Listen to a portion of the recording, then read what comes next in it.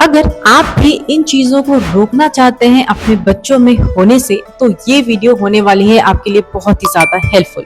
और इसी के साथ हम एक्सप्लोर करेंगे और समझेंगे कि किस तरीके से आप रख सकते हैं अपने बच्चों के बेबी टीथ का ख्याल और बना सकते हैं उनको हेल्दी, वो भी डे 1 से। हेलो एवरीवन, मेरा नाम है डॉक्टर विदिशा। आप देख रहे हैं मेरा चैनल हेल्थ टिप्स। वीडियो पे अगर आप फर्स्ट टाइम आए हैं तो प्लीज चैनल को सब्सक्राइब कर लीजिएगा और बेल आइकन जरूर दबाइएगा ताकि आपको न्यू वीडियो की नोटिफिकेशन टाइमली मिलती रहे।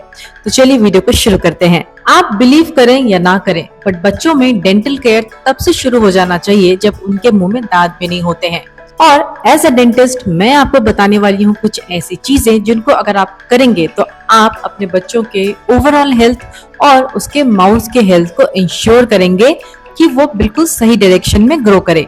शायद आपके दिमाग में ये बात हो रही होगी कि अगर मेरे बच्चे के मुंह में दांत ही नहीं है तो मैं क्या केयर करूं, बट ऐसा बिल्कुल नहीं है।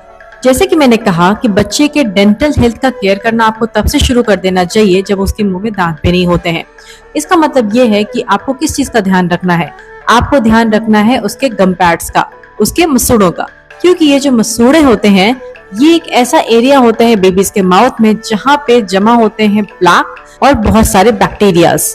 और इसके लिए आपको ज्यादा कुछ करने की जरूरत नहीं है। सिर्फ एक सूती कपड़ा लेना है, कॉटन का कपड़ा लेना है, उसको गर्म पानी में डिप करना है और उससे आपको आपके बेबी के माउथ को वाइप ऑफ कर देना है।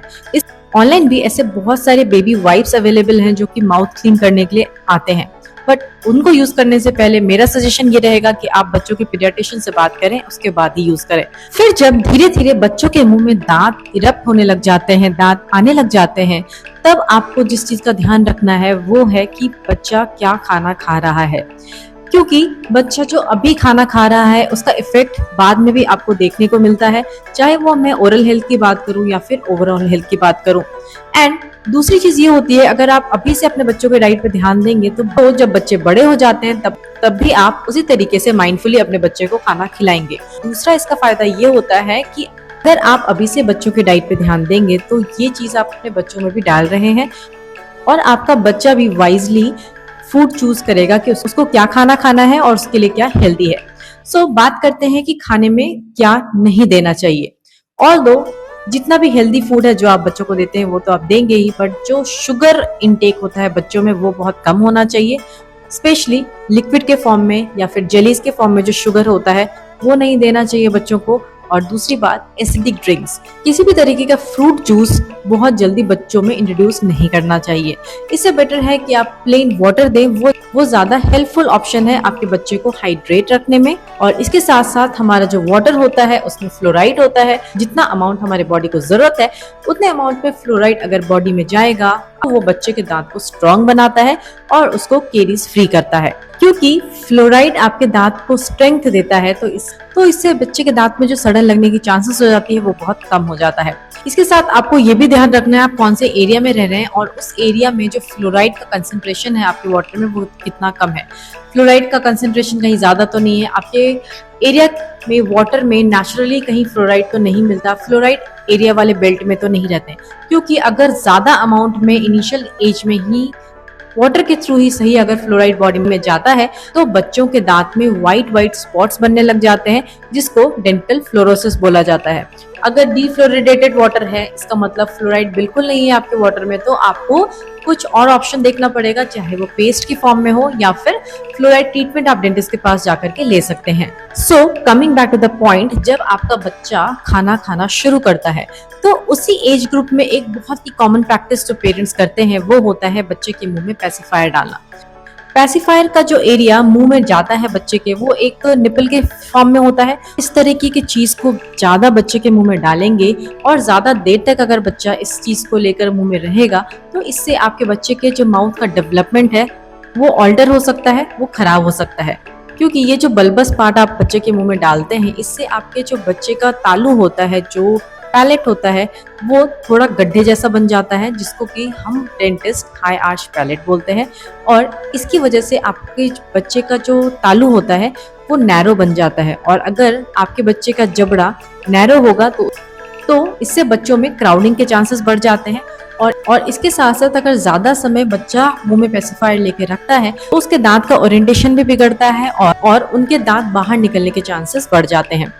और इससे होता है प्रॉब्लम जिसको बोला जाता है ओपन बाइट। और अगर आपने पेसिफायर में कुछ ऐसी चीज डाल दी जो कि शुगरी नेचर का है या फिर मीठा है, तो उससे जो बच्चों के दांत में सड़न लगने के चांसेस होते हैं वो बहुत ज्यादा बढ़ जाते हैं। इस कंडीशन को बोला जाता है अर्ली चाइल्डहुड कैरीज।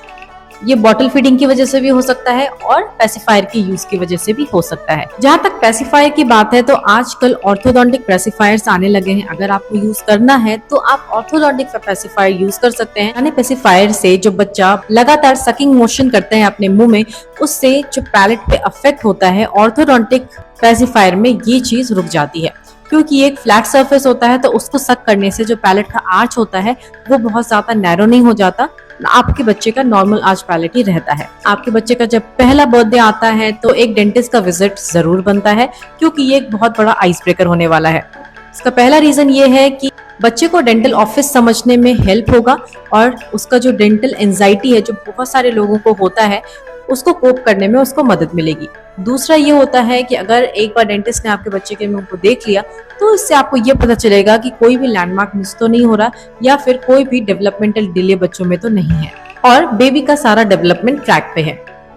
अब बात करते हैं कि बच्चों में ओरल हाइजीन का प्रैक्टिस जो है कैसे डेवलप करना है और कौन सा टूथपेस्ट आप बच्चों में यूज कर सकते हैं। बच्चों में जब आप उसके मसूड़ों को क्लीन कर रहे होते हैं, जब उसके मुंह में दांत भी नहीं है, तो एक तरह से ओरल हाइजीन का प्रैक्टिस आप बच्चों में डेवलप कर रहे हैं। जब एक या दो दांत बच्चों में होता है और जब टीथिंग का स्टेज होता है बच्चों में, तब आप बच्चों को एक सॉफ्ट ब्रिसल वाला ब्रश उसके हाथ में दे सकते हैं, जिससे हल्का हल्का आप उसके मसूड़ों को मसाज कर सकते हैं। इससे उसको टीथिंग में भी रिलीफ मिलेगा और उसको एक हैबिट रहेगी कि ये एक चीज है जिसको मुझे यूज करना है। एंड जब बच्चों के फुल सेट ऑफ टीथ आ जाते हैं तो आपको बच्चों को ब्रश और पेस्ट दोनों देना है। पेस्ट आप कौन सा देंगे? बच्चों वाले जो पेस्ट होते हैं वो आप देंगे। जब तक बच्चा थूकने लायक नहीं होता, स्पिट करना नहीं सीखता, तब तक आपको जो अमाउंट ऑफ टूथपेस्ट देना है वो एक चावल के दाने के बराबर देना है, कि अगर वो चीज बच्चे के अंदर चला भी गया तो कोई ज्यादा परेशानी की बात नहीं है। एंड धीरे धीरे उसको स्पिट करना, जो कि बहुत जरूरी है ब्रशिंग के दौरान, वो आपको बच्चों को सिखाना है। जब उसे ये चीज आ जाए कि किस तरीके से थूकना है, किस तरीके से स्पिट करना है, तो आप थोड़ा सा टूथपेस्ट का अमाउंट बढ़ा सकते हैं। एक सवाल जो लोग पूछते हैं, क्या बच्चों में व्हाइटनिंग टूथपेस्ट यूज कर सकते हैं? तो बच्चों में व्हाइटनिंग टूथपेस्ट यूज करने की कोई जरूरत नहीं है, क्योंकि ये जो व्हाइटनिंग टूथपेस्ट होते हैं ये बहुत ही ज्यादा अब्रेसिव नेचर के होते हैं। मतलब ये आपके दांत को घिस सकते हैं, क्योंकि इसमें होता है सिलिका और अब्रेसिव मटेरियल्स, और इसके साथ साथ कई बार हाइड्रोजन पेरोक्साइड वगैरह भी यूज किया जाता है। तो जब तक आपका बच्चा 16 साल का नहीं है तब तक मुझे नहीं लगता कि आपके बच्चों के दांत को आपको व्हाइट करने की जरूरत है। आजकल अनफॉर्चुनेटली छोटे छोटे बच्चों में दांत में ब्लैक स्पॉट रहता है और पेरेंट्स को पता ही नहीं रहता है कि उस बच्चे के दांत में क्या है। बच्चों के दांत में जब दर्द होना शुरू होता है तब पेरेंट्स थोड़ा ध्यान देते हैं कि उसके दांत में कोई प्रॉब्लम है या उसके दांत में कीड़ा लग चुका है। और आप ये सोच के देखिए, अगर इतने छोटे बच्चों को डेंटल फिलिंग जैसी ट्रीटमेंट या फिर दांत निकलवाना जैसी चीज अगर करवाना पड़े तो ये चीज उनके लिए कितना ट्रॉमेटिक होता है। तो मेरा वीडियो बनाने का ये मकसद है कि आप शुरू से ही अपने बच्चे के ओरल हेल्थ पे ध्यान दें, उसके ब्रशिंग पे ध्यान दें, क्योंकि इनिशियल स्टेज में जब बच्चा छोटा होता है तो उसका हैंड और mouth coordination, hand eye coordination उतना डेवलप नहीं होता है, तो बच्चों का हेल्प आपको करना पड़ेगा। एंड धीरे धीरे जब वो अपने आप ब्रश करने लग जाता है, स्पिट करने लग जाता है, तो बच्चों में एक तो ये हैबिट हो जाती है कि उसको ब्रश करना ही है, और दूसरी बात ये है कि इसको लेकर के बच्चा ज्यादा अवेयर हो जाता है। बच्चों को आपको हमेशा ये सिखाना है कि 2 मिनट की ब्रशिंग इनफ होती है अपने दांत को क्लीन करने के लिए। आपको बच्चे को ब्रश लेकर के और टूथपेस्ट के साथ तो खास करके बच्चे को छोड़ नहीं देना है कि बच्चा मुंह में ब्रश और पेस्ट लेकर के घूम रहा है। ये प्रैक्टिस मैंने बहुत सारे घरों में देखी है, जो कि बहुत गलत है। और अगर एक डेंटल केयर का प्लान आप अपने फैमिली में अच्छे से करते हैं तो ये आप अपने बच्चे को एक बहुत बड़ा ब्लेसिंग देंगे कि आगे चल के उसके माउथ को हेल्दी बनाता है। और अगर आपके बच्चे का माउथ हेल्दी रहेगा तो डेफिनेटली उसका जो ओवरऑल हेल्थ है वो भी अच्छा रहेगा। आई होप ये वीडियो आपको हेल्पफुल लगे। अगर हेल्पफुल लगे तो please like, share and subscribe करें और चैनल को फॉलो करें। Thank you so much for watching.